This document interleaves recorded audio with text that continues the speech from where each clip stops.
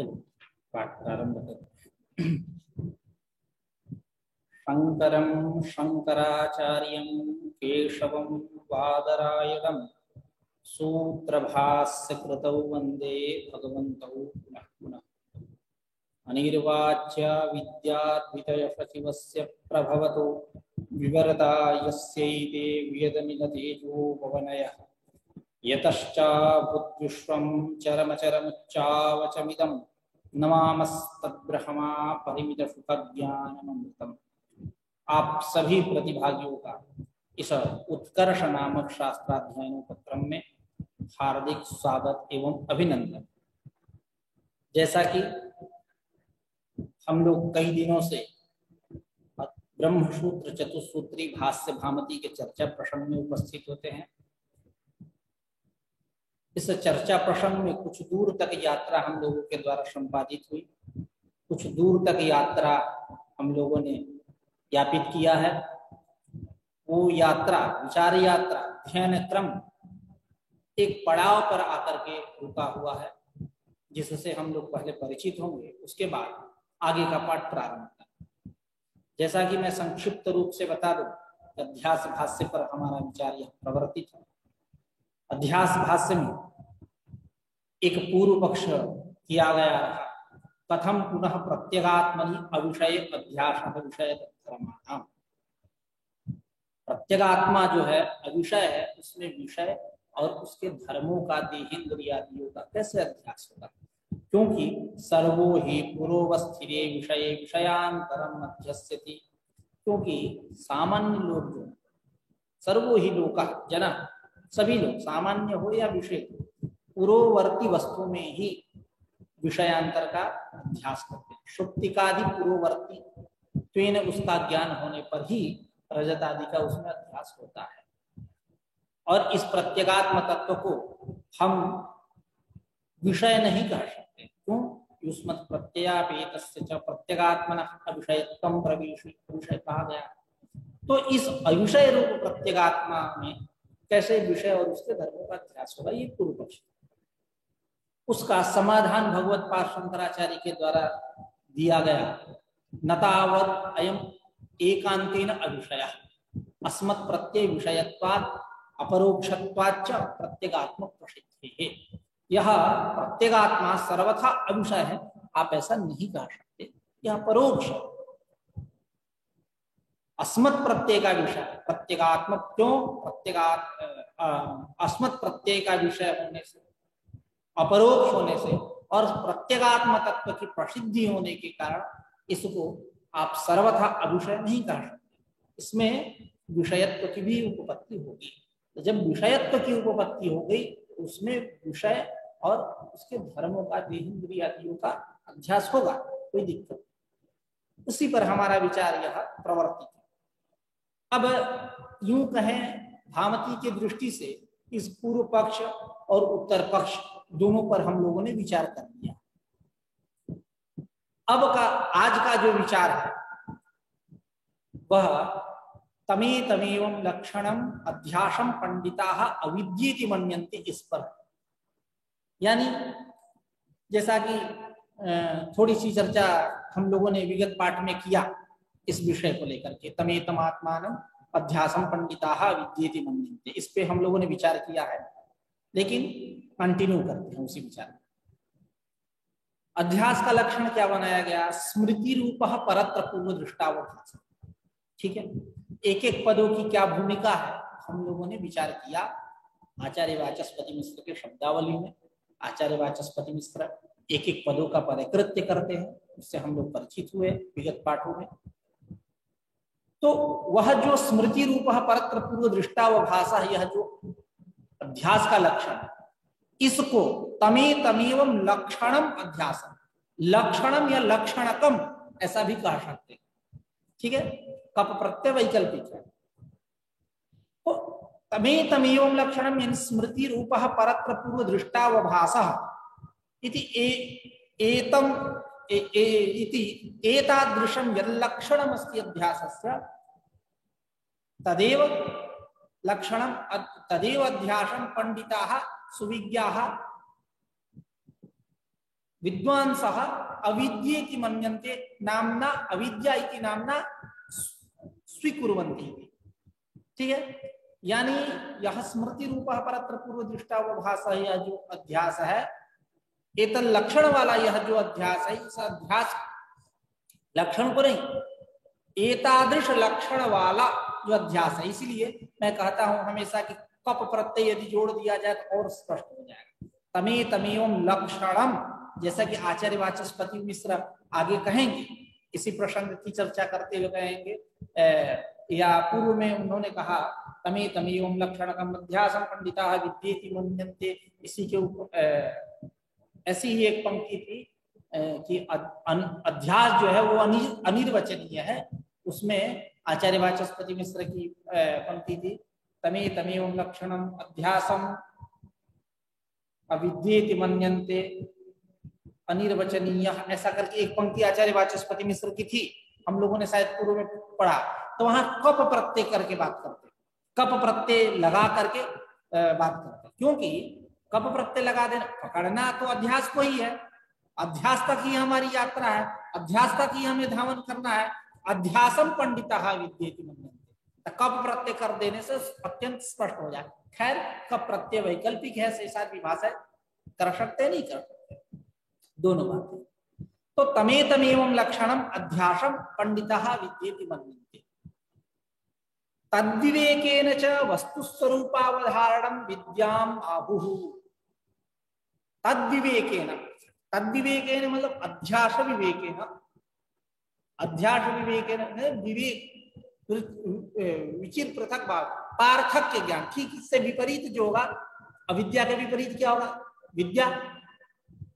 तो कैसे, जिसके द्वारा तत्वों का अवधारण होता है, निश्चय करण होता है, उसको पंडित लोग विद्या के नाम से जानते हैं। आहु, आह आहतु आहु, पंडिता आहु, ऐसा मानेंगे। तद विवेकेन च वस्तु स्वरूपावधारण, वस्तु क्या है हमारे यहाँ वेदांत में, सच्चिदानंदाद्वयम् ब्रह्म, यही वस्तु है। तो वस्तु के स्वरूप का अवधारण क्या है, उसका स्वरूप तो सत्यम ज्ञानम अनंतम ब्रह्म, यही उसका स्वरूप है, सच्चिदानंद रूप है, वो त्रिकालाबाधित है इत्यादि, स्वयं प्रकाशमान है, दुखादि अभाव है, दुखादि से वो रहित है, ठीक है, नित्य है, सर्वदा मुक्त है इत्यादि, नित्य शुद्ध बुद्ध मुक्त स्वभाव इत्यादि सारे उसके स्वरूप ही है। तो इस प्रकार ये कौन, किसके द्वारा ज्ञान होगा, तो जिसके द्वारा ज्ञान होगा उसी को हम बोलेंगे, संज्ञा देंगे अविद्या। ठीक है, तद विवेकेन वस्तु स्वरूपावधारणम अविद्याम आहु। ठीक है, जिसके द्वारा एकादश ज्ञान होता है वो है विद्या। ठीक है, तत्रैवं सति यत्र यदध्यासः तत्कृतेन दोषेण गुणेन वा अणुमात्रेणापि सन संबध्यते। ठीक है, तमेतम अविद्याख्यम आत्मा अनात्मनोः इतरेतराध्यासं पुरस्कृत्य सर्वे प्रमाण प्रमेय व्यवहाराः लौकिकाः वैदिकाश्च प्रवृत्ताः सर्वाणि च शास्त्राणि विधि प्रतिषेध मोक्षपराणि लिखि। तत्रैवं सति यत्र यदध्यास, तत्रैवं सति का आगे आचार्य वाचस्पति मिश्र अर्थ करेंगे, एवं भूत वस्तु तत्वावधारणीय सति, हमने जान लिया एतद रूप है यह ब्रह्म, बस ब्रह्म का स्वरूप यह है, हमने तत्वावधारण कर लिया, यह कार्य हो जाने पर तत्रैवं सति यत्र यदध्यासः, यत्र मतलब चिदात्मनि, यदध्यासः देहेन्द्रियादीनां अध्यासः तत्कृतेन दोषेण, अंतःकरणादीनां वा अध्यासः तत्कृतेन दोषेण, उसमें रहने वाला जो दोष और उस दोष के कारण सन संबद्धते, अणुमात्रेणापि सन संबद्धते, उसका दोष क्या है, अंतःकरणादि का असनाया पिपासा इत्यादि, भूख प्यास लगना, उस दोष से वह दूषित नहीं होता। कौन, चिदात्मा तत्व। ये नहीं कि जा करके अंतःकरण अपना कमाल दिखा दे, वहां ब्रह्म को ही जाकर के अपने रूप का ढाल दे, ऐसा नहीं है, अणुमात्र भी संबंध नहीं है। ठीक है, तो यत्र यदध्यासः अंतःकरणादीनां अध्यासः तत्कृतेन दोषेण, ऐसा अन्वय करिए, सह अणुमात्रेणापि न संबद्धते, और उसका तो अध्यास हो रहा है प्रत्येक आत्मा में अंतःकरण आदि का अध्यास हो रहा है, इसका भी तो अध्यास होगा, इसका भी तो अंतःकरण आदि में अध्यास होगा। इसमें रहने वालों जो चैतन्य आनंदत्वादि है, इससे भी वह अंतःकरण आदि संबंधित नहीं होता। पारमार्थिक रूप से बात हो रही है, पारमार्थिक रूप से बात हो रही है, वह अंतःकरण भी उसके नित्यत्व आनंदत्वादि धर्मों से वह संबंधित नहीं होता है। ठीक है, ऐसा अर्थ करेंगे कि तत्रैवं सति यानी वस्तु स्वरूप एवं भूत वस्तु तत्वावधारणे सति यत्र यदध्यासः तत्कृतेन दोषेण दोषेण गुणेन वा। गुण क्या होगा, इस अंतःकरण आदि का दोष क्या हुआ, असनाया पिपासा, गुण क्या होगा, चिदात्मगत और नित्यत्व आनंदत्व, ये गुण है। गुणेन अणुमात्रेणापि सन संबध्यते के जगह पे हम कहेंगे तत् अंतःकरणम देहेन्द्रियादि संबध्यते, सह जोड़ेंगे उसके लिए, चिदात्मा के लिए। ठीक है, हम व्याख्या कर लेंगे इस प्रकार का। ठीक है, तत्रैवं सति यत्र यदध्यासः तत्कृतेन दोषेण गुणेन वा अणुमात्रेण विसन संबध्यते तमेतम अविद्याख्यम आत्मा अनात्मनोः इतरेतराध्यासं पुरस्कृत्य सर्वे प्रमाण प्रमेय व्यवहाराः लौकिकाः वैदिकाश्च प्रवृत्ताः करेंगे। तमेतम अविद्याख्यम आत्मा अनात्मनोः अध्यासम, यह जो इतरेतराध्यास है, इतरेतराध्यास इधर इतरेतराध्यास, ये नहीं कि केवल चिदात्म तत्व में अंतःकरण आदि का अध्यास हो, उसमें भी अंतःकरणादि में भी चिदात्म तत्व का अध्यास होना, यही इतरेतराध्यास है, परस्पर इतरस्मिन इतरस्मिन अध्यास। ठीक है, तो यह कैसा है, अविद्याक्ष अध्यास, मतलब अविद्या नामक, अविद्या मूलक भी कह सकते हैं, सब तो अविद्या मूलक ही है। तो तमेतम अविद्याक्षम आत्मा अनात्मनोः इतरेतराध्यास, यह जो इतरेतराध्यास है, इसी अध्यास को पुरस्कृत्य अवलंब्य आधारीकृत्य उद्देश्य सर्वे प्रमाण प्रमेय व्यवहाराः, सारे प्रमाण प्रमेय व्यवहार यानी कौन, लौकिक और वैदिक, ये सारे प्रमाण प्रमेय दोनों का जोड़िए, सर्वे प्रमाण प्रमेय व्यवहाराः लौकिकाः वैदिकाश्च प्रवृत्ताः, सारे प्रवृत्त होते हैं उसी अध्यास को लेकर, यानी अविद्या मूलक है सब, क्या है, अध्यास मूलक, अविद्या मूलक। और सर्वाणि च शास्त्राणि विधि प्रतिषेध मोक्ष पराणि, और सारे जो शास्त्र हैं, कैसे, शास्त्रों का तीन रूप यहां दिखा दिया। एक विधि परक शास्त्र होता है, अग्निहोत्रम जुहुयात् स्वर्ग कामः, विधि बता रहा, विधि है ना, अज्ञातार्थ ज्ञापको वेद भागो विधि, अज्ञातस्य प्रयोजनवतः अर्थस्य ज्ञापकः बोधकः वेद भागः विधि, ऐसा है। निषेध नकलंजम भक्षयेत् इत्यादि। मोक्ष परक भी शास्त्र है, ये सारे जो हम लोग वेदांत पढ़ रहे हैं, वेदांत तो स्पेशल रूप से मोक्ष परक है, ऐसा लोग कहते हैं, ऐसा लोगों की मान्यता कि बस अब वेदांत पढ़ रहा है सन्यासी हो जाएगा, मोक्ष मिल जाएगा इसको, सन्यास के बाद मोक्ष, सन्यासी हो जाएगा, तात्पर्य क्या है, दो बातें हैं वहां, एक तो सब कुछ त्याग देगा, जहां सब कुछ त्याग दिया बस सन्यास के बाद करीब में बैठा हुआ है मोक्ष ही से, बस वही मिलने वाला है सन्यास के बाद। ठीक है, तो दो बातें, बस वेदांत पढ़ रहा है, मतलब राग द्वेष आदि से रहित हो जाएगा, सब जो धन संपत्ति है सब छोड़ देगा, उपरम हो जाएगा, जैसे इंद्रिया विषयों को छोड़ देती है, उसी प्रकार सन्यास आश्रम में जाने के बाद सब कुछ छोड़ देगा। और दूसरी बात, केवल छोड़ेगा नहीं, इसको भी फायदा होने वाला है, बस मोक्ष मिलेगा तुरंत, बैठा है उसके पास। खैर ये दो प्रकार का वो होता है, सन्यास होता है, उसकी भी एक प्रवज्या क्या बोलते हैं, यद हवरे विरजित तदहवरे प्रवजित, ऐसा करके एक श्रुति भी है। ठीक है, तो ब्रह्मचर्य से भी लोग संन्यास आश्रम में जा सकते हैं, लोग मतलब गृहस्थ आश्रम होते हुए, गृहस्थवान प्रस्थ होते हुए, कुछ लोग डायरेक्ट संन्यास आश्रम, सुखदेव जी महाराज सब कुछ मोह माया सब त्याग दिए थे। ठीक है, एक होता है क्रम, मतलब यूं कहे रेंगते हुए एक मंडूक पूर्ति, और जब ज्ञान हुआ तभी उसको क्या हो गया, मोक्ष हो गया, मतलब संन्यास आश्रम में चला गया। तो एकदम डायरेक्ट मंडू का प्लोटी। एक है कि पहले ब्रह्मचर्य, गृहस्थ, उसके बाद वानप्रस्थ, उसके बाद संन्यास, ये क्रम, ठीक है।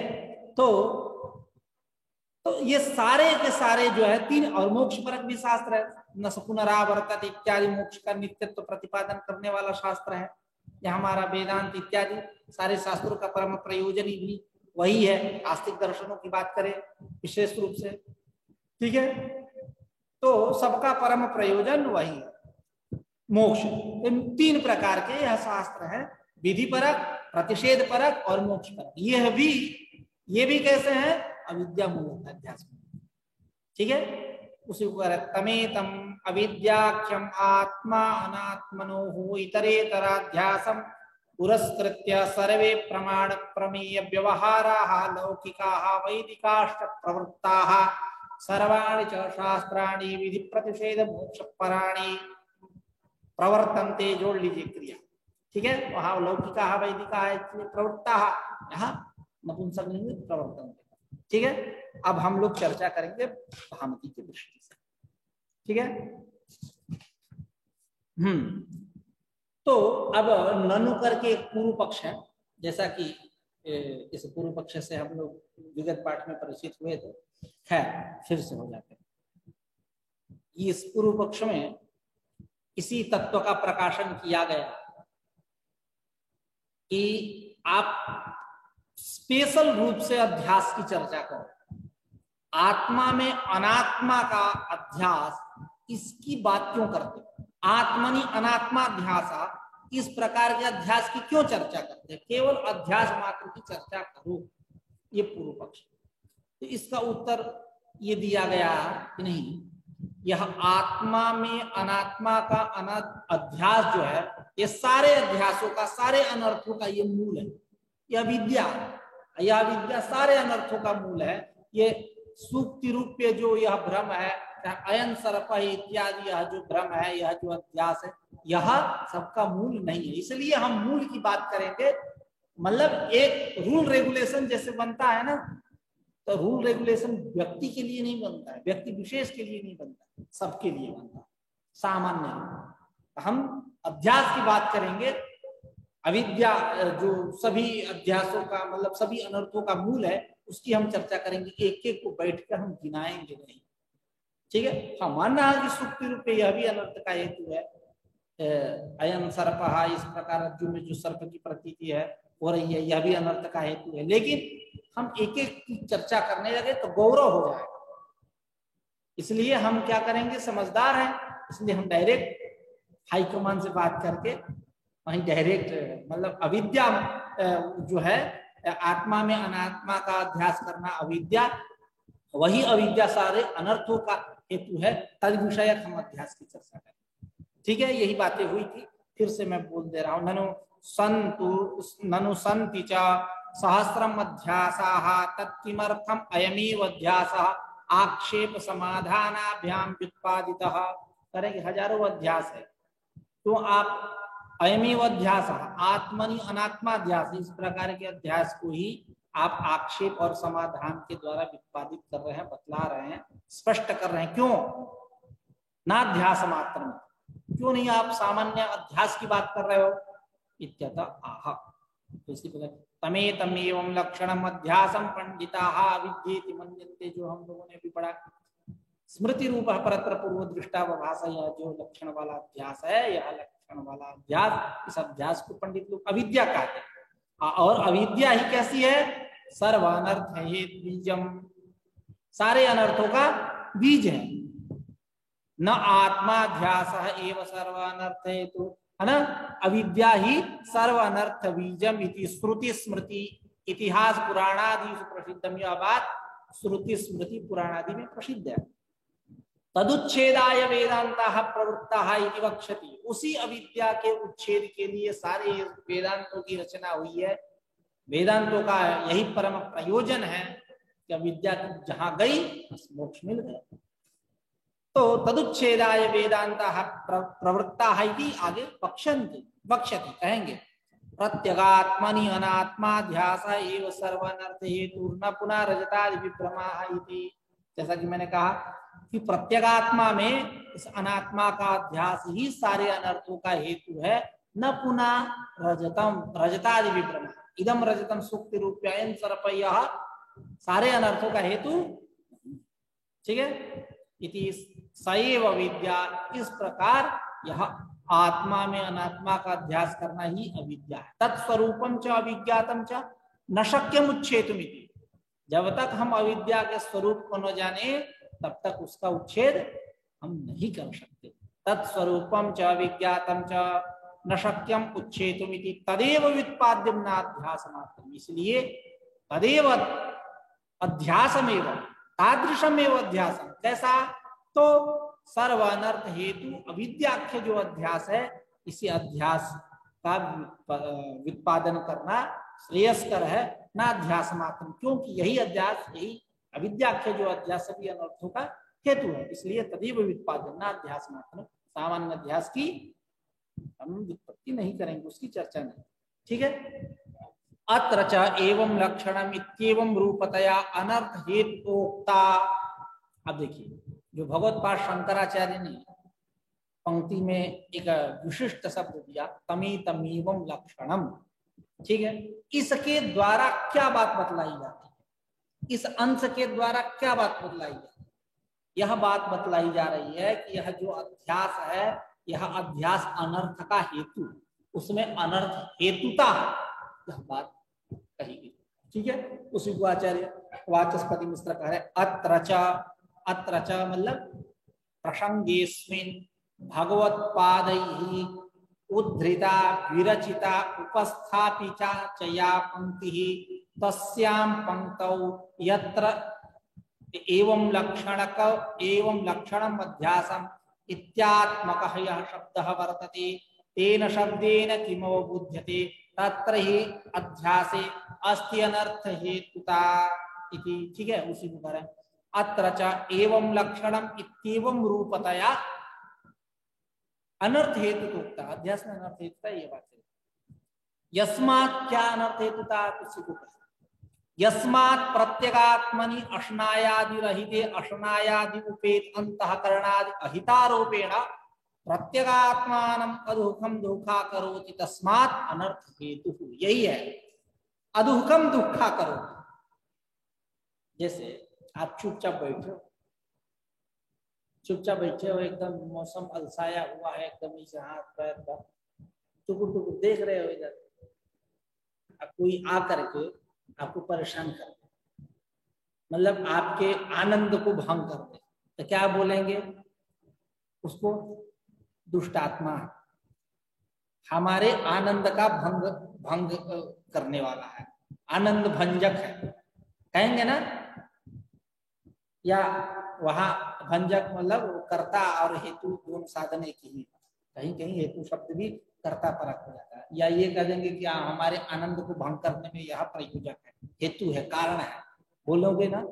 क्योंकि हम आनंद ले रहे हैं एकदम मस्त, कोई आकर डिस्टर्ब कर दिया, आनंद को एकदम वो कर दिया।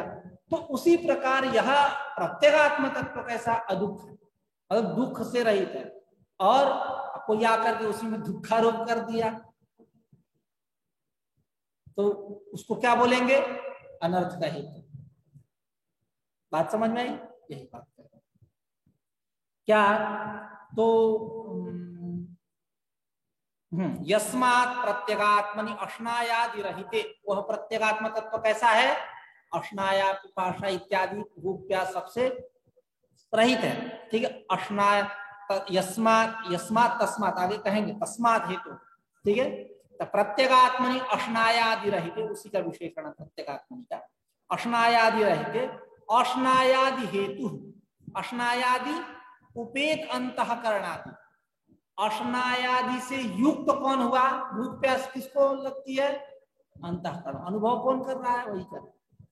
तो अश्नायादि उपेत कौन हुआ? अंतःकरण। और वह अंतःकरण कैसा है? हितकर है कि अहितकर है? अहितकर है। क्यों? आत्मा को भी बना दिया वैसा, इसलिए वो हितकर नहीं होगा। अहितकर, जहां अहितकर हुआ अनर्थ हेतु हो गया। ठीक है, अनर्थ हेतुता की उत्पत्ति हो गई अध्यास में। वही कह रहे हैं कि यस्मात् प्रत्यगात्मनि अश्नायादि रहिते, अश्नायादि उपेत अंतःकरणादि अहितारूपेण, अंतःकरणादि जो अहितकर है इनका उस तत्व में प्रत्यगात्मा में आरोप करने से प्रत्यगात्मानम अदुःखम दुःखा करोति, जो प्रत्यगात्मा अदुःख है, दुख से रहित है, उसको दुखित कर रहा है। कौन? दुखा करोति क्रिया का अध्यास कौन है? कर्ता कौन है? अध्यास। इसलिए सह कीदृशा, अनर्थ हेतु हुई थी, वह अनर्थ का हेतु है। ठीक है, हाँ, तस्मात् अनर्थ हेतु कहती है। ठीक है, यस्मात्, तस्मात्, यस्मात् एवं रूपत्वात् अध्यासस्य साध्यासः अनर्थ हेतु ही थी। ठीक है, आगे, न चैवं पृथक् जनाः अपि मन्यन्ते अध्यासं येन न व्युत्पाद्येत इत्यतः हाँ, न चैवं पृथक् जनाः अपि मन्यन्ते अध्यासं येन न व्युत्पाद्येत इत्यतः उक्तम पंडिताः मन्यन्ते इति। ठीक, देखिए, न चैवं पृथक् जनाः अपि मन्यन्ते, अध्यास, पृथक् जनाः मतलब सामान्य जना, सामान्य लोग जो है, एतादृशम अध्यासम न मन्यन्ते, इस प्रकार के अध्यास लोग नहीं मानते। इस प्रकार का अध्यास कौन मानता? पंडित लोग, जो विवेकी हैं, जो सूक्ष्मदर्शी हैं, जो पारदर्शी नहीं है, जिनकी स्वयं मेधा बुद्धि काम कर रही है, दूसरे के दिखाए हुए मार्ग पर जो नहीं चल रहा है, वो चिदात्मा में अनात्मा का अध्यास करना, ये सब जानते हैं। हम सब जो साधारण जनमानस हैं, वह एकदम मोटा मोटी तरीके से बात जो कही जाएगी उसी बात को हम समझेंगे, सूक्ष्म बात पे हमारा दिमाग ध्यान नहीं जाता। तो वही कह रहा है कि न चैवं पृथक् जन। अब देखिए, जब यह सामान्य जन के लिए यह बात होती तो इनका प्रतिपादन करना आवश्यक हो जाता। पंडितों के लिए यह बात है, इसलिए इसका प्रतिपादन करना उतना आवश्यक नहीं है। हम केवल प्रतिपादन किसका करेंगे? जो सारे अनर्थों का हेतु है, अविद्या तन्मूलक अध्यास, अविद्या ही अध्यास, उसकी हम बात करेंगे। इसलिए नाध्यास मात्रम जो बात कही गई, ठीक है, समीचीनम, हम अध्यास सामान्य की चर्चा नहीं करेंगे। ठीक है, न चैवं पृथक् जनाः अपि मन्यन्ते अध्यासं येन न व्युत्पाद्येत। ठीक है, इधर देखिए, पृथक जनाः, सामान्य जनाः, सामान्य लोग जो है इस प्रकार के अध्यास को न मन्यन्ते, नहीं मानते, ये न, जिसके द्वारा न व्युत्पाद्येत, जिसके द्वारा इनका व्युत्पादन न हो। ठीक है, इनका व्युत्पादन अनावश्यक, न व्युत्पादे, जिसके कारण इसका, यदि सामान्य लोग इस प्रकार के अध्यास को मानते तो इसका व्युत्पादन क्या रहता? आवश्यक होता। जब नहीं मानते हैं, इस प्रकार के सूक्ष्म बात जहां आती है तो मोटे बुद्धि वाले हैं। सामान्य बात ही, सामान्य जन मतलब उसमें सामान्य शब्द लग गया, बस समझ जाइए कि उसके जवाब मोटा लग गया। सामान्य इक्वल टू मोटा, सामान्य जन मतलब मोटा बुद्धि वाला। ठीक है, तो यदि वो मानते इस प्रकार के अध्यास को तो व्युत्पादन करना आवश्यक होगा। ठीक है, नहीं मानते, इसलिए न मन्यन्ते, इसलिए न व्युत्पाद्यते, ऐसा अर्थ करिए, है ना। न चैवं पृथक् जनाः अपि मन्यन्ते अध्यासं, सामान्य लोग जो है इस प्रकार के अध्यास को नहीं मानते, येन न व्युत्पाद्येत, जिससे इसका व्युत्पादन करना आवश्यक न हो। मतलब ये, हाँ, ये न व्युत्पाद्येत, जिसके कारण इसका व्युत्पादन करना अनावश्यक होता, ऐसा अर्थ करें। ठीक है, इसीलिए कहा इत्यतः उक्तम, क्या? पंडिताः मन्यन्ते, पंडित लोग ही इस प्रकार के अध्यास को मानते। चलो, ननु इयम अनादि अति निरूढ़ निबीड वासनानुविद्धा विद्या न शक्या विरुद्धुम उपाया भावातिथि यो मन्यते तम प्रति तन्विरोधोपायम माह। देखिए, कह रहे हैं कि ये अविद्या कैसी है? तो यह अविद्या अति निरूढ़ है और निबीड है। अति निरूढ़ का मतलब क्या हुआ? तो सुदृढ़। निबीढ़ का मतलब होता घनी। देखिए उदाहरण से हम लोग समझेंगे, पहले यहाँ की बात समझ लेते हैं, उसके बाद यह जो अविद्या है, यह विद्या कैसी है? अनादि है, अति निरूढ़ है, सुदृढ़ है, बलशाली, ज्यादा देर तक झुके रहना है ना, निबिड़ है, घनीभूत है, ऐसे सब वासना संस्कार। ऐसा जो वासना संस्कार, वासना मतलब संस्कार कर्मास है, उससे अनुविद्ध युक्ता जो अविद्या, वह अविद्या न शक्या निरोधुम, उसका आप निरोध नहीं कर सकते। इधर देखिए, आपको मैं बता दूं, बड़े बड़े जो वृक्ष होते हैं, मजबूत वृक्ष, वो आंधी तूफान को झेल जाते हैं। क्या करते हैं? आंधी तूफान को झेल जाते हैं। छोटे छोटे कम जड़ वाले, जिनके जड़ जो है उतने विशाल नहीं है, नीचे के तरफ मतलब मट्टी में नहीं फैले हुए हैं, मट्टी को ढंग से नहीं पकड़े हुए, वो क्या आंधी तूफान में उखड़ जाते हैं।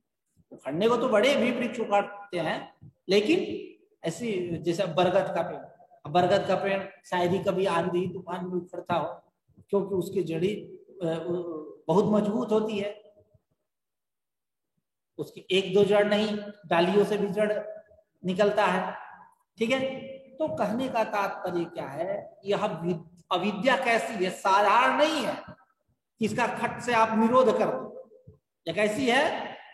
अति निरूढ़ निबीढ़ वासनानुविद्या विद्या, अत्यंत सुदृढ़ है, घनीभूत, मतलब ये सब वासना के मतलब सुदृढ़ घनीभूत वासना मतलब संस्कार से अनुविद्ध जो अविद्या, एतादृश बलिष्ठा अविद्या, तस्याह निरोधा न कर्तुं शक्यते, उसका निरोध आप नहीं कर सकते, ये इसका तात्पर्य। ठीक है, तो ननु इयम अनादि और अनादि, ननु इयम अनादि अति निरूढ़ निबीढ़ वासनानुविद्धा विद्या न शक्या निरोधुम। क्यों? उपायाभावात्, कोई उपाय ही नहीं है जिससे हम इसका निरोध कर इति यो मन्यते, जो एवं मन्यते, एवं पद जोड़ दीजिए और स्पष्ट हो जाए। जो लोग इस प्रकार की विचार रखते हैं, इस प्रकार का विचार रखते हैं, इस प्रकार की धारणा रखते हैं, इस प्रकार की सोच रखते हैं कि अविद्या ऐसी है इसलिए उसका निरोध नहीं हो सकता, तम प्रति निरोधोपायम माह, तम पुरुषम प्रति, तादृशम पुरुषम प्रति, ऐसा अर्थ है, ऐसे पुरुष के प्रति निरोधोपाय। बात समझ में आई? जो लोग मान के बैठ गए कि एकदम बलिष्ठ है, ये नहीं, वो लोग कहते हैं कि कभी कभी क्या होता है, बढ़िया बढ़िया कंपनियां जो है वो फेल हो जाती है। लोग कहते हैं कि ये ब्रांडेड है, इस कंपनी से मैं ये चीज खरीदा हूँ, बस कितनों इस पे आप वो करिए, आप जो रजमाइए, वो टूटने फूटने वाला नहीं। ठीक है, तो जो लोग ऐसी धारणा बना के हैं उनके प्रति यह बात है। ठीक है, ऐसा समझिए। तो ननु इयम अनादि अति निरूढ़ निबीढ़ वासनानुविद्धा विद्या न शक्या निरोधुम उपायाभावात् इति यो मन्यते तम प्रति तन्निरोधोपायम आह। ऐसे लोगों के प्रति उस तन्निरोधोपाय आह, अविद्या निरोधोपायम आह, ऐसे लोगों के लिए निरोधोपाय को बतलाया। क्या है? तद विवेकेन च वस्तु स्वरूपावधारणम, ऊपर तद विवेकेन, अध्यास विवेकेन वस्तु स्वरूपावधारण, जिसके द्वारा वस्तु सच्चिदानंदाद्वयम् ब्रह्म, इसके स्वरूप का सत्य ज्ञानम अनंतम ब्रह्म, यह उसका स्वरूप है, सच्चित आनंद। अवधारण हो, निश्चय करना हो, निश्चय किया जाए, उसको बोलते हैं अविद्या। जिसके द्वारा किया जाए वही क्या है? विद्या। उसको विद्याम आहु, उसको कह रहा है तद विवेकेन च वस्तु स्वरूपावधारण निर्विचिकित्सम ज्ञानम विद्याम आहु। कह रहा है कि निर्विचिकित्स जो ज्ञान, निर्विचिकित्स ज्ञान मतलब संदेह रहित जो ज्ञान, संदेह युक्त नहीं। निर्विचिकित्स का मतलब निर्गता विचिकित्सा यस्मात्। ठीक है, तो जो संदेह रहित है, क्योंकि यह संदेह जो है यह अयथार्थ अनुभव है। हम बात कर रहे हैं यथार्थानुभव, संदेह विपर्य और तर्क यथार्थानुभव, ठीक है। हम बात कर रहे हैं तद्वती तत्प्रकारक ज्ञान विद्या की बात कर रहे हैं, तो हम विचिकित्सा वाले ज्ञान की तो बात करेंगे नहीं। निर्विचिकित्स जो होगा वही विद्या है, वही यथार्थ। निर्विचिकित्सम ज्ञानम विद्याम माहु पंडिताः प्रत्यगात्मनि खलु अत्यंत विविक्ते बुद्ध्यादिभ्यो बुद्ध्यादिभेदाग्रह निमित्तः बुद्ध्याध्यात्मत्व तद्धर्माध्यासः। इधर देखिए, पंडिताः जो पंडित लोग जिनकी स्वयं की मेधा है, स्वयं की बुद्धि है, दूसरे की बुद्धि से चलने वाले नहीं, सद असद का विवेक करने वाले। तो पंडित का मतलब ही होता है सद असद विवेकिनी बुद्धि पंडा, पंडा संजातम अस्येति पंडितम तदस्य संजातम तारकादिभ्यो इतक, ठीक है। तो पंडित तो मतलब स्वयं की बुद्धि जिसके पास है, मतलब जो कर सकता है, ये इदम अस्ति सत इदम अस्ति असत, ठीक है। इस प्रकार की बुद्धि, मतलब जिसकी बुद्धि भोंदी नहीं हुई, भोंदू जिसको बोलते हैं, ऐसा जो ना हो, ठीक है। तो पंडिताः प्रत्यगात्मनि खलु अत्यंत विविक्ते, उसका विशेषण कैसा? अत्यंत विविक्ते प्रत्यगात्मनि, कस्मात् अत्यंत विविक्ते या केभ्यः? बुद्ध्यादिभ्यः। बुद्ध्यादि से यह प्रत्यगात्म तत्व क्या है? अत्यंत विविक्त है, रहित है, अलग है, मतलब वो जड़ है, ये जड़ नहीं है, ये चेतन है, ठीक है। वो नित्य, यह अनित्य नहीं है, यह नित्य है, ठीक है। तो पंडिताः प्रत्यगात्मनि खलु अत्यंत विविक्ते बुद्ध्यादिभ्यः है ना, बुद्ध्यादिभ्यः अत्यंत विविक्ते प्रत्यगात्मनि बुद्ध्यादि भेदाग्रह निमित्त। अब इस प्रत्यगात्मा का उसके साथ हो गया, समझ में आया? पहले क्या हुआ? यह ज्ञान हुआ कि यह चिदात्म तत्व बुद्ध्यादि से अलग है, अत्यंत विविक्त, सेपरेट है।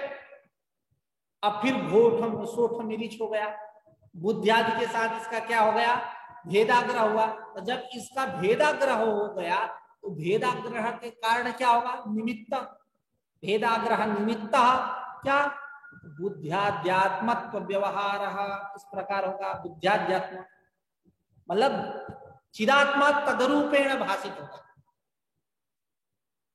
या बुद्ध्यादि चिदात्म रूपेण, मतलब उसके प्रकाश से बुद्ध्यादि प्रकाशित होंगी, मतलब उसका धर्म इसमें आएगा, इसका धर्म उसमें जाएगा।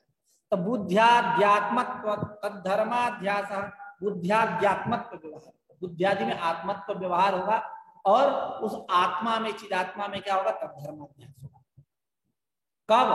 भेदाग्रह जब होगा, भेदाग्रह की यही महिमा है, ठीक है। उसी को कह रहे हैं पंडिताः प्रत्यगात्मनि खलु अत्यंत विविक्ते बुद्ध्यादिभ्यः अत्यंत विविक्ते प्रत्यगात्मनि, ठीक है, बुद्ध्यादि भेदाग्रह निमित्त। जब उसका बुद्ध्यादि के साथ भेदाग्रह हुआ, नहीं भेद का अग्रह हुआ, विविच्य ज्ञान नहीं, जब वस्तुतः अत्यंत विविक्त है, एक वास्तविक स्थिति है, लेकिन बुद्ध्यादि के साथ जब भेदाग्रह हुआ, यानी भेद का ग्रह नहीं हुआ, ज्ञान नहीं हुआ, इस प्रकार का ज्ञान नहीं हुआ कि अत्यंत विविक्त है, तब इस प्रकार का ज्ञान होने से, भेदाग्रह होने से, भेदाग्रह निमित्त क्या हुआ? बुद्ध्याध्यात्मत्व तद्धर्माध्यास, बुद्ध्यादि में आत्मत्व व्यवहार, और तद्धर्माध्यास होगा, चिदात्मा में बुद्ध्यादि के धर्मों का अध्यास, ठीक है। कब? भेदाग्रह, इसलिए भेदाग्रह निमित्त है अध्यास। तत्र श्रवण मननादिभिर्यद्विवेक विज्ञानं तेन विवेकाग्रहे निवर्तिते अध्यासापवादात्मकं वस्तु स्वरूपावधारणं विद्याचिदात्म रूपम स्वरूपे व्यवतिष्ठते इत्यर्थः। देखिए, तत्र श्रवण मननादिभिर्यद्विवेक विज्ञानं, तत्र मतलब ब्राह्मणी वैषयिक शक्ति में ब्रह्म विषय, ठीक है।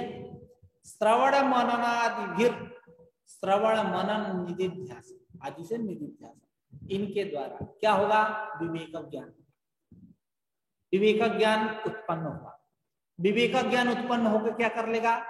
कह रहे कि तेन विवेकाग्रहे निवर्तित, काम यही करेगा, विवेकाग्रह को उठाकर फेंक देगा, मतलब बाधित कर देगा, नाश कर देगा। विवेकाग्रहे निवर्तित अध्यासापबाधात्मकम वस्तु स्वरूपावधारणम, क्या कर देगा, जब विवेकाग्रह के निवृत्त हो जाने पर, विवेकाग्रह को उसके द्वारा हटाए जाने पर, अपबाध अध्यासापबाधात्मक, मतलब अध्यास का अपबाधात्मक मतलब वही बाधात्मक, मतलब भ्रम का बाधात्मक, क्या, वस्तु स्वरूपावधारण, वस्तु स्वरूपावधारण, वस्तु स्वरूपावधारण मतलब वस्तु के स्वरूप का निश्चयकरण करने वाली जो है वही विद्या, वही ज्ञान।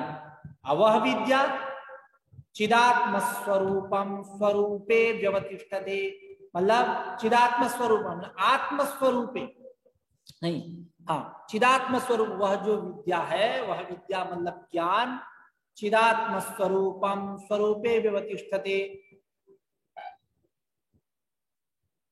एक मिनट, पाठ क्या है आपने?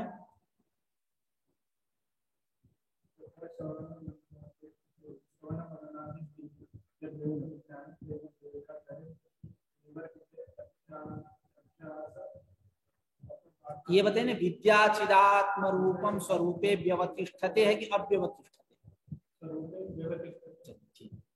विद्या चिदात्म रूपम स्वरूपे व्यवतिष्ठते इत्यर्थः। तब यह देखिए, श्रवण मनन निधिध्यासन के द्वारा विवेक ज्ञान उत्पन्न हुआ। इस विवेक ज्ञान के उत्पन्न होने पर उस विवेक ज्ञान के द्वारा विवेकाग्रह का क्या हुआ, नाश हुआ, है ना। विवेकाग्रहे निवर्तित, निवर्तित होने पर अध्यासापबाधात्मकम वस्तु स्वरूपावधारणम, वस्तु स्वरूपावधारणम विद्या, मतलब अध्यास का बाधात्मक वस्तु स्वरूपावधारण जो है वही क्या हुआ, विद्या है, वही विवेक ज्ञान है। और यह जो विद्या है चिदात्म रूपम स्वरूपे व्यवतिष्ठ है, यह विद्या जो है चिदात्म स्वरूप स्वरूपम सति, ऐसा जोड़, चिदात्म स्वरूपम सति, चिदात्म रूप होते हुए स्वरूपे व्यवतिष्ठते, मतलब आत्मस्वरूपे व्यवतिष्ठते, आत्म रूप से व्यवतिष्ठित होती है, मतलब व्यवस्थित है। विद्या ज्ञान जोड़ घटाकर सीधी से बात का है कि ज्ञान रूप या ब्रह्म है, ब्रह्म ही यूं कहे, ब्रह्म जैसे स्व प्रकाश बोलते हैं ना, सच्चिदानंद वहां चित्त पद के द्वारा क्या बोलते हैं, चित्त के द्वारा स्व प्रकाश, और ब्रह्म कैसा स्व प्रकाश, ज्ञान रूप है, तो वही ज्ञान रूपता की बात होगी, ठीक है। विद्या चिदात्म रूपम, ठीक है, चिदात्म रूपम स्वरूपे आत्मरूपे व्यवतिष्ठते, तद्रूप होते हुए तद्रूप व्यवस्थित है, प्रतीत होती है, ठीक है। तो तत्र ब्रह्मणि श्रवण मननादिभिर्विवेक विज्ञानम, श्रवण मनन के द्वारा विवेक विज्ञान उत्पन्न हुआ, उस विवेक ज्ञान के द्वारा तेन विवेकाग्रहे निवर्तित, विवेकाग्रह हटाया गया, निवृत्त हुआ। तब अध्यासापबाधात्मकम वस्तु स्वरूपावधारणम विद्या, और वही विवेक ज्ञान जो है विद्या है, जो अध्यास का बाधात्मक है, वस्तु स्वरूपावधारणात्मक है, वस्तु के स्वरूप का अवधारण करने वाला है, वही अविद्या है, विद्या है। और वह विद्या जो है चिदात्म स्वरूप होते हुए स्वरूपे व्यवतिष्ठते, आत्मस्वरूपे व्यवतिष्ठते, आत्मस्वरूप में व्यवस्थित इत्यर्थ। आगे स्यादेतत् अति निरूढ़ निबीड वासनानुविद्धा विद्या वेद्यया अपबाधिता भी स्ववासनावशात् पुनरुद्भविष्यति प्रवर्तयिष्यति च वासनाधिकार्यं सोचितम् इत्यत आह तत्रैवं क्षति। देखिए स्यादेतत् करके पूर्व पक्ष, क्या पूर्व पक्ष है, अति निरूढ़ निबीड वासनानुविद्धा विद्या विद्या अपबाधिता, अपबाधिता मतलब बाधिता, वही अप लगा देने से, उपसर्ग लगा देने से जरूरी नहीं है कि दूसरे अर्थ का प्रकाशन हो, कहीं होता है कहीं नहीं भी होता, ठीक है। तो अति निरूढ़ निबीड वासनानुविद्धा विद्या, अविद्या। ये अविद्या कैसी है? सुदृढ़ है, घनीभूत है, ऐसे वासना संस्कारों से युक्त है अविद्या। ये सारे एतद्रूप है अविद्या। यह अविद्या विद्या अपबाधिता, विद्या के द्वारा बाधित होने पर भी स्ववासना वशात, क्योंकि उसकी वासना ऐसी है, कर्म संस्कार ऐसे हैं जिससे पुनरुद्भविष्यति, संस्कार उसके कारण पुनरुद्भविष्यति। जैसे देखिए संस्कार की बात यदि आई, वासना की बात आई, तो उसको इस प्रकार से समझो।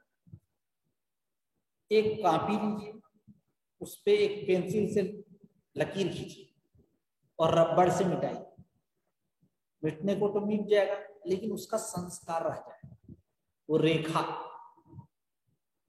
ठीक है, वो उदाहरण छोड़। दूसरा उदाहरण जैसे नींब के तेल का कोई पात्र, नींब जिसमें नीम का तेल रखा गया, ठीक है उसको बहुत आप बढ़िया से धोए पोछे स्वच्छ किए, लेकिन तब पर भी उससे कड़वाहट आएगी ही आएगी। ये क्या है? संस्कार।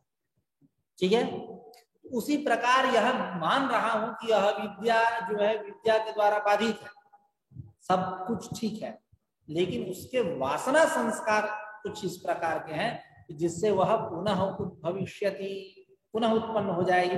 और प्रवर्तयिष्यति च वासनाधिकार्यं सोचितम, और अपने अनुरूप जो वासनाधिकारी है, क्या वासनाधिकारी क्या है? संसार है, प्रपंच है, इसी को प्रवर्तयिष्यति, फिर प्रवृत्त करेगी, बनाएगी, रचेगी अविद्या।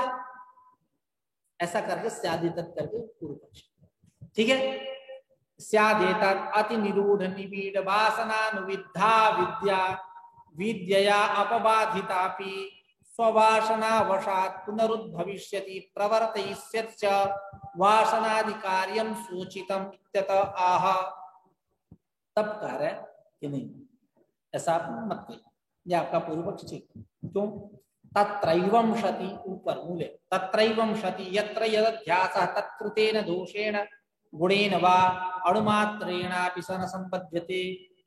उसी पे तत्रैवं शति मतलब एवं भूत वस्तु तत्वावधारणे सति, इस प्रकार के वस्तु तत्वावधारण होने पर भी, है ना, इस प्रकार का हमारा वस्तु है सच्चिदानंद द्वयम ब्रह्म, सच्चिद आनंद रूप यह जो ब्रह्म है, यह ब्रह्म का स्वरूप यह है, सच्चिद आनंद, वह उसका स्वरूप। इस प्रकार का निश्चय हो जाना। एवं भूत वस्तु तत्वावधारणे सति यत्र यदध्यासः तत्कृतेन दोषेण गुणेन वा अणुमात्रेणापि स न संबध्यते। ऊपर मूले उसी की व्याख्या कर। अंतःकरणादि दोषेण अश्नायादि, अंतःकरणादि का दोष क्या? अश्नायादि, अश्नाया पिपाशा इत्यादि, अश्नायादिना चिदात्मा। ठीक है, आगे जोड़ो, न संबध्यते। ठीक है, उसके बाद चिदात्मनः गुणेन, चिदात्मा का गुण क्या हुआ? चैतन्य आनंदादि, तेन रूपेण चैतन्य आनंदादिना अंतःकरणादिना संबध्यते। ऊपर कहा उसी प्रकार। ठीक है, अंतःकरणादि दोषेण अश्ना, है ना, अंतःकरणादि दोषेण अश्नायादिना चिदात्मना चिदात्मनः गुणेन चैतन्यानंदादिना अंतःकरणादिना संबध्यते। एतदुक्तम भवति। आशय बता क्या? तत्वावधारणाभ्यासस्य ही स्वभावः एव सतादृशः यद अनादिमपि निरूढ़ निबीड वासनमपि मिथ्या प्रत्ययम अपनयति। इधर यहां बात ये कह रहे हैं, जैसे नय, नय का लक्षण करते हैं अर्थ संग्रह में। नयश्च एष स्वभावः यत् स्वसमभिव्याहृत पदार्थ विरोधी बोधकत्वम् घटो नास्ति, घटसत्व विरोधी घटासत्व बोधकत्वम्। ठीक है, उसी प्रकार यह जैसे मणिना भूषितः सर्पः किमशौ न भयंकर, स्वभाव ही उसका है। सर्प का स्वभाव क्या? काटना, विष को दंश मारना, विष फैलाना, यही ना है। कुछ लोग दुर्जन होते हैं, उनका काम ही ऐसा उटपटांग रहता है, सर्पों जैसा रहता है। अभी सज्जनता, बढ़िया काम करे तो सज्जन हो जाए। दुर्जनम, इसीलिए ऐसे लोगों को क्या कहा है, दुर्जनम ही प्रथमम बंधन, उनको पहले बंधन के। खैर, तो यहाँ स्वभाव की बात हो रही है। तत्वावधारणाभ्यासस्य ही स्वभाव एव स तादृश। तत्वावधारणाभ्यास, बार बार तत्वावधारण का अभ्यास करना, उसका स्वभाव ही कुछ उस प्रकार का है। यद अनादिमपि, जो अनादि निविड़ निरूढ़ निविड़ अविद्या है, मिथ्या प्रत्यय है, उसका भी बाधित, उसको बाधित कर देगा। यह अभ्यास का स्वभाव ही है। बात समझ में आई? वही कर एतदुक्तम भवति भवति तत्वावधारणाभ्यासस्य ही स्वभावः एव सतादृशः यद अनादिमपि निरूढ़ निबीड वासनमपि मिथ्या प्रत्ययम अपनयति नश्यति। ठीक है, तो तत्वपक्षपातो ही धियाम स्वभाव, क्योंकि बुद्धि का स्वभाव ही कुछ इस प्रकार का होता है, तो तत्व पक्ष का हमेशा अवलंबन करती है। यथा हो बाह्या, जैसा कि वेद को न मानने वाले बौद्ध इत्यादि, उनके लिए बाह्य शब्द है। वो लोग भी कहते हैं क्या, निरूप द्रव भूतार्थ स्वभावस्य विपर्ययैहि नबाधो अयत्नवत्पेपि बुद्धेस्तत्पक्षपाततः। देखिए, विपर्ययैहि नबाध, विपर्यय मतलब मिथ्या ज्ञान के द्वारा उसका बाध नहीं हो सकता। ज्ञान मिथ्या ये कुछ नहीं करेगा, विपर्यय मिथ्या जो है उसको बाधित नहीं करेगा। अयत्नवत्ते, न कुछ करने पर भी। जैसे आप देखिए, मणि, एक उदाहरण, मणि को अपने किसी स्थान पर रख, ठीक है, आप कुछ करिए या कुछ मत करिए, वो प्रकाशित होगा ही मणि। उसका इस प्रकार का कुछ स्वभाव ही है। उसको कोई जा करके अप्रकाश, ये नहीं कह सकता हाथ जोड़ के विनती इत्यादि करके या कुछ उपचार से कह दे कि तुम अपना प्रकाश छोड़ दो, ऐसा संभव नहीं है।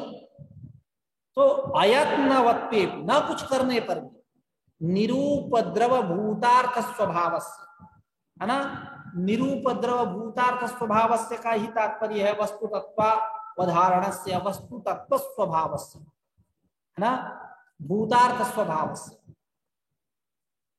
ठीक है, यानी एक मिनट, देखिए,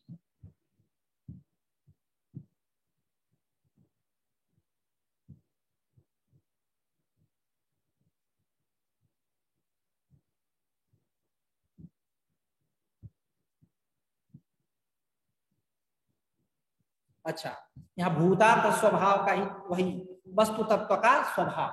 ठीक है, तो निरूपद्रव भूतार्थ स्वभाव से, यानी वस्तु तत्व स्वभाव से, वस्तु तत्व का कुछ इस प्रकार का स्वभाव ही है, जो कुछ न करने पर भी विपर्यय मिथ्या ज्ञान उसको बाधित नहीं कर सकते।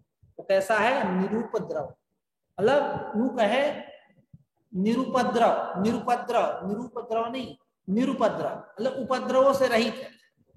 ठीक है, मतलब यूं कहे दोष दूषित करने वाले जितने साधन है उन सबसे वो रहित है। तो मतलब कुछ न करते हुए भी भूतार्थ स्वभाव ही कुछ इस प्रकार का है, जो विपर्ययों के द्वारा बाधित नहीं हो सकता। तो तत्वपक्षपात हेतु क्या है, बुद्धि तत्पक्षपात, बुद्धि जो है सत्पक्ष का अवलंबन करती ही है। ठीक है, समझे,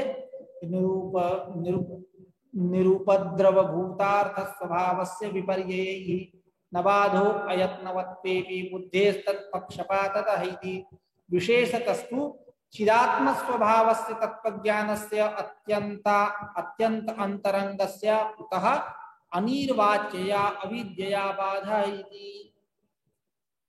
कह रहे हैं कि चिदात्म स्वभावस्य तत्त्वज्ञानस्य अंतरंग, अंतरंग, ये अंतरंगस्य एतादृश, यह अंतरंग है, कौन? चिदात्म स्वभाव, मतलब वस्तु तत्वावधारणा। ठीक है, ठीक है, बात समझ में आई? कहाँ गया? हाँ, चिदात्म स्वभाव से, चिदात्म स्वभाव जो तत्व ज्ञान से, उसी का विशेषण चिदात्म स्वभाव तत्व ज्ञान से अंतरंगत्वा, अंतरंग होने से कुतो अनिर्वाच्य या अविद्यावाद है। इसका कैसे आप अनिर्वचनीय अविद्या से बात करेंगे?